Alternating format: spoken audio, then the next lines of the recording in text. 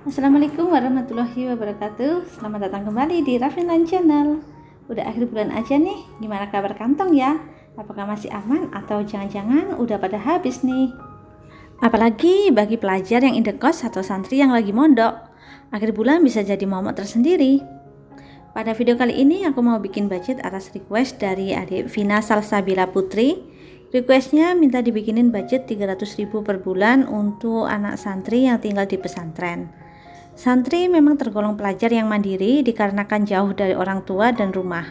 Ngapa-ngapain harus dilakukan sendiri, mulai dari memanage kegiatan belajar, kebersihan diri dan lingkungan, dan termasuk juga memanage uang saku. Hidup dalam kemandirian ini mungkin menjadi suatu tantangan dan kelebihan dari seorang santri.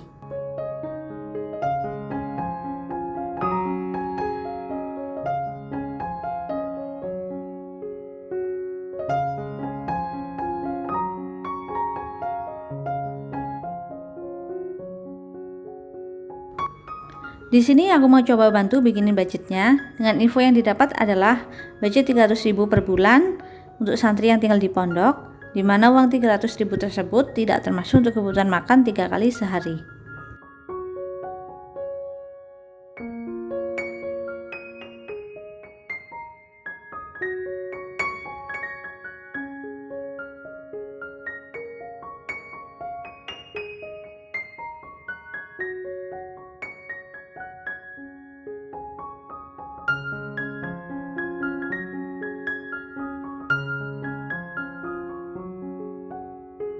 Oke, langsung aja kita bikin budgetnya. Berarti untuk pemasukan di awal bulan sebesar 300.000. Ini untuk pemasukan uang sakunya. Dan baiknya ketika menerima uang saku langsung kita alokasikan untuk tabungan. Di sini aku bikin tabungan sebesar 40.000 dan ini minimal 10% dari total pemasukan kita ya, dari total uang sakunya itu. Dan untuk pengeluarannya aku rinci sebagai berikut. Yang pertama, untuk uang jajan harian, aku alokasikan tiap harinya Rp5.000 untuk 1 bulan. Jadi total untuk 1 bulan ada 150.000. Sebisa mungkin tidak melebihi batas budget harian. Misal dalam sehari ada sisa uang bisa disimpan dalam celengan. Uang recehan pun patut kita perhitungkan. Memang sih kalau Rp100 itu kayak nggak bernilai, tapi kalau Rp100-nya dalam jumlah 500 koin, pasti bernilai banget kan? Oleh karena itu jangan sepelekan the power of recehan. Yang kedua, untuk peralatan belajar. Sebagai seorang pelajar tentunya tidak lepas dari yang namanya peralatan belajar seperti buku dan alat tulis. Dan untuk budget membeli peralatan tulis ini perlu kita alokasikan juga. Nggak mungkin dong mau beli pensil aja atau beli buku, misalnya beli buku tulis, kita harus nunggu kiriman dari orang tua dulu atau bahkan harus ngutang dulu ke teman. Jangan sampai ya. Kuota atau pulsa aku anggarin 50.000. Berikutnya adalah sedekah atau infak. Baik kamu pelajar ataupun para pekerja, sebaiknya kita melakukan kegiatan amal sesering mungkin. Salah satunya adalah dengan sedekah atau infak. Aku alokasikan budget untuk sedekah ini 10.000 per bulan. Kalau mau lebih sih silakan aja, malah lebih bagus sih. Karena sedekah tidak akan membuat kita jatuh miskin, malah akan membuat rezeki kita semakin bertambah.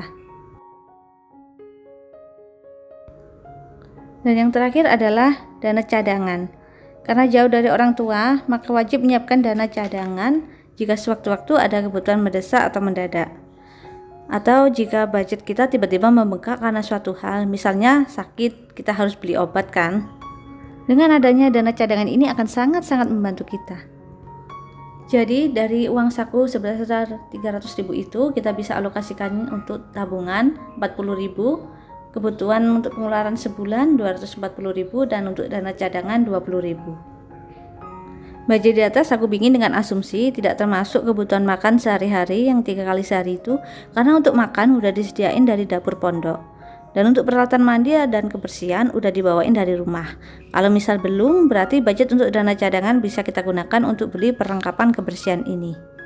Aku juga nggak punya pengalaman sebagai santri yang tinggal di pondok, tapi sebagai anak kos pernah.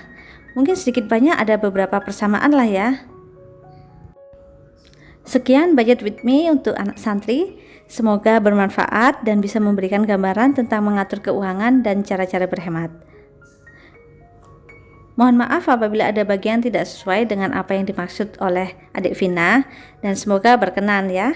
Terlepas dari itu semua, tentunya masing-masing orang punya kebutuhan yang berbeda, tempat tinggal serta tanggungan yang dipikul pun berbeda. Jadi dengan mengetahui budget ini tidak serta-merta untuk jadikan suatu patokan, tapi hanya gambaran agar bisa mengelola keuangan secara lebih bijak lagi. Terima kasih sudah menonton video aku.